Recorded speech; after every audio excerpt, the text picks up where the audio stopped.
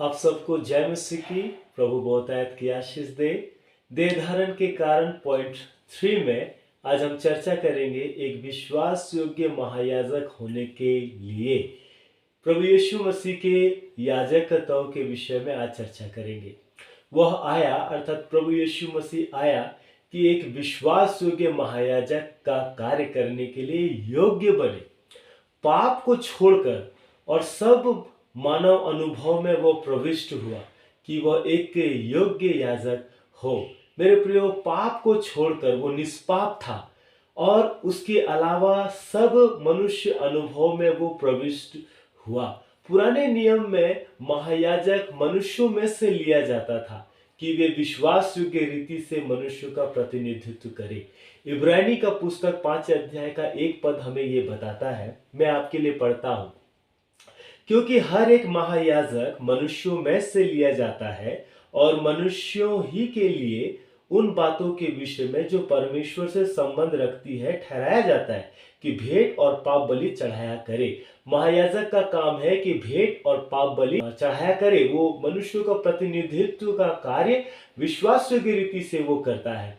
इस कारण प्रभु यीशु मसीह भी मनुष्यों में से लिया गया। इब्रानी का पुस्तक 5 अध्याय 4 से 6 पद यहां लिखता है, यह आदर का पद कोई अपने आप से नहीं लेता जब तक कि हारून के समान परमेश्वर की ओर से ठहराया नहीं जाता। 5 पद, वैसे ही प्रभु यीशु ने भी महायाजक बनने की बड़ाई अपने आप से नहीं ली, पर उसको उसी ने दी जिसने उससे कहा था, तू मेरा पुत्र है और आज मैं ही ने तुझे उत्पन्न किया। तो इस बात में हम देखते हैं कि यीशु मसीह जो महायाजक का पद है वो अपने आप से नहीं लिया परंतु उसको दिया गया। 5 पद में हमें यही मिलता है, मसीह ने भी महायाजक बनने की बड़ाई अपने आप से नहीं ली, है ना। तो यहाँ पे हम इस संदर्भ को देखते हैं और जब आप इब्रानी उसका 2 अध्याय का 10 पद को जब आप पढ़ते हैं तो मेरे प्रियो यहाँ पे एक बात पढ़ने को मिलता है, क्योंकि जिसके लिए सब कुछ है और जिसके द्वारा सब कुछ है उसे यही अच्छा लगा कि जब वह बहुत से पुत्रों को महिमा में पहुंचाए तो उनके उद्धार के कर्ता को दुख उठाने के द्वारा सिद्ध करे। उनके उद्धार के कर्ता को दुख उठाने के द्वारा सिद्ध करे।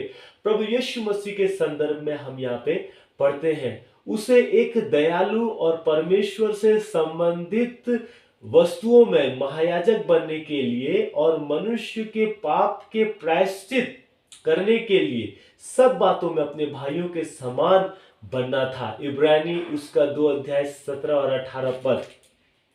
इस कारण उसको चाहिए था कि सब बातों में अपने भाइयों के समान बने, जिससे वह उन बातों में जो परमेश्वर से संबंध रखती है एक दयालु और विश्वास योग्य महायाजक बने, ताकि लोगों के लिए प्रायश्चित करे। और हम यहाँ पे देखते ताकि लोगों के लिए प्रायश्चित करे। हम यहाँ पे ये संदर्भ को देखते हैं जब आप इब्रानी उसका 4 अध्याय 15 से 16 पद को भी जब आप पढ़ते हैं तो यहाँ पे हमें एक बात को मिलता है, क्योंकि हमारा ऐसा महायाजक नहीं जो हमारी निर्बलताओं में हमारे साथ दुखी ना हो सके, वरन वह सब बातों में हमारे समान परखा तो गया तो भी निष्पाप निकला।